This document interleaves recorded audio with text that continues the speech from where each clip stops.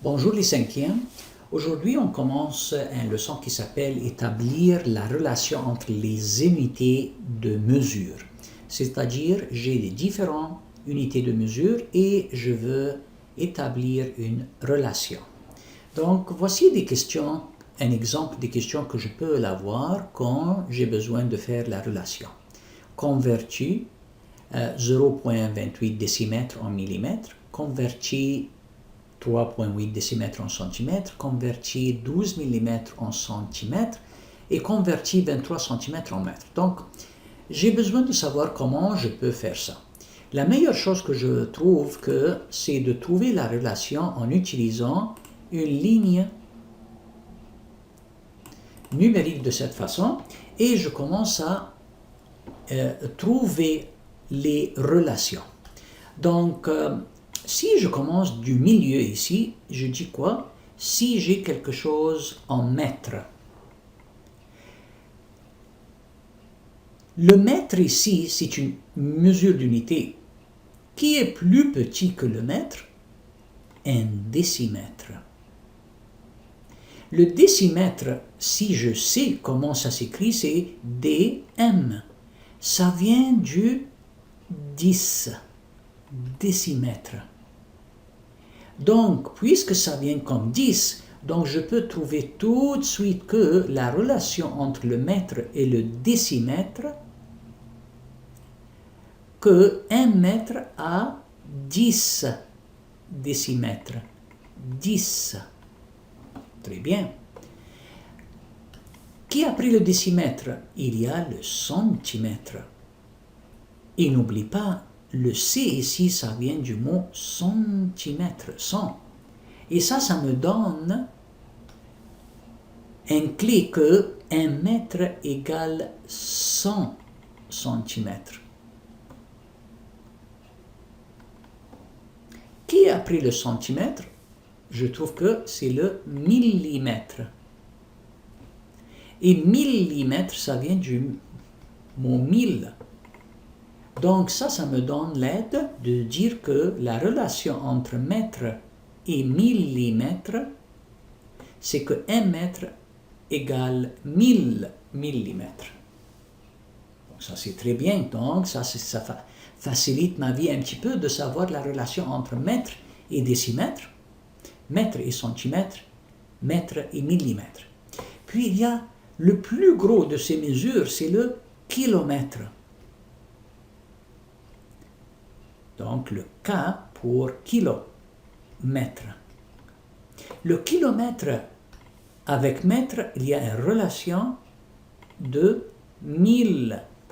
Donc si je veux marquer la relation, 1 kilomètre égale 1000 mètres. Donc avec ce schéma-là, je peux vraiment faire la conversation entre deux relations ou deux mesures, deux unités de mesure. Donc, comment je peux convertir 0,28 mètres en millimètres, comment je peux de décimètre en centimètre, de millimètre en centimètre, de centimètre en mètre, toutes ces choses-là. La seule chose que j'ai besoin de savoir, et qui est très important, que si je m'en vais dans cette direction, de quelque chose qui est grand vers quelque chose qui est petit, j'ai besoin de multiplier, donc d'utiliser la multiplication. Ça, c'est très important. Quand je m'en vais de quelque chose grand vers quelque chose petit, je multiplie. Maintenant, quelqu'un qui va me demander, est-ce que c'est possible d'aller de quelque chose petit à quelque chose plus grand? Bien sûr, c'est possible. Dans ce cas-là, j'ai besoin d'aller dans cette direction. Et pour aller dans cette direction-là, j'ai besoin de faire la division. Le contraire de la multiplication, division.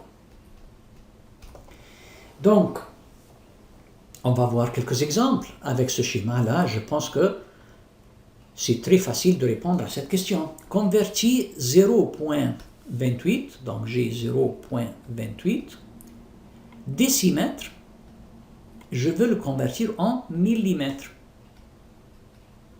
Donc, je dis, où est le décimètre? C'est ici. Où est le millimètre? C'est ici. Donc, entre décimètre et millimètre, il y a combien d'espace? Il y a 10 et il y a 10. Donc, tout de suite, je veux dire que puisqu'il y a 10 ici et 10 ici, c'est-à-dire je multiplie par 10, je multiplie par 10, donc je multiplie par 100. Donc 0,28, je le multiplie par 100. Et on sait bien que quand je multiplie, je place mon point décimal vers la droite. Combien d'étapes? 2 étapes. Pourquoi? Parce que je multiplie par 100. Donc 1, 2. Donc, ma réponse finale, ça va être quoi? 28 mm. Donc 0,28 décimètres égale 28 mm. Très bien. Deuxième question. Ça dit quoi? Deuxième question, ça dit convertis 3,8 décimètres, 3,8 décimètres en centimètres. Donc j'ai besoin en centimètres. Donc je peux regarder où est le décimètre ici. Où est le centimètre ici? Donc c'est un seul pas. Donc je multiplie parce que je m'en vais de gauche vers la droite. Donc je multiplie par 10. Donc 3,8 fois 10. Quand je multiplie par 10 ou 100 ou 1000, je bouge ou je place mon point décimal un pas vers la droite parce que c'est un 0. Donc, ça me donne 3,8 cm. Très bien. Je peux aller aux troisième question. Ça dit quoi? 12 mm en centimètres.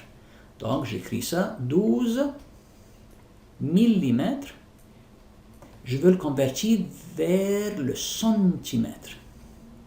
Donc, je suis dans le millimètre, je suis ici, et je veux aller vers le centimètre. Donc, je recule en arrière un pas. Puisque je recule en arrière ou vers la gauche, je divise. Puisque c'est un pas, je divise par 10. Donc 12, je divise par 10. Donc quand je divise, je place mon point décimal qui est ici, un pas, parce que c'est un seul 0, vers la gauche. Parce que je divise. Donc ça va être 1,2.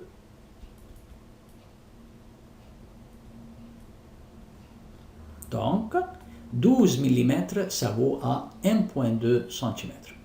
La dernière question convertit 23 cm. 23 cm. Je veux le convertir en mètres. Où est le centimètre? C'est ici. Le centimètre, c'est ici. Où est le mètre? C'est ici.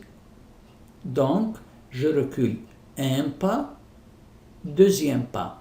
Et je le recule, c'est-à-dire je m'en vais de droite vers la gauche. Donc, je divise par combien? 10 fois 10, 100. Donc, je divise par 100.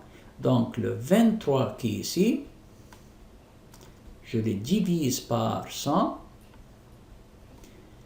Et puisque j'utilise la division, donc mon point décimal va être placé vers la gauche. Combien de pas? 2 pas. Donc 1, 2. Donc ma réponse finale, ça va être 0,23 mètres.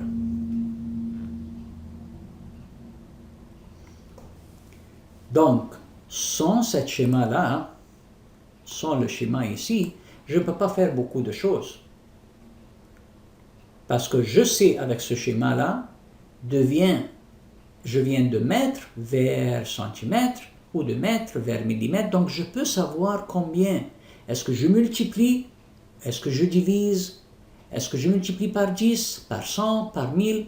Donc c'est plus clair avec ce schéma-là pour répondre aux questions.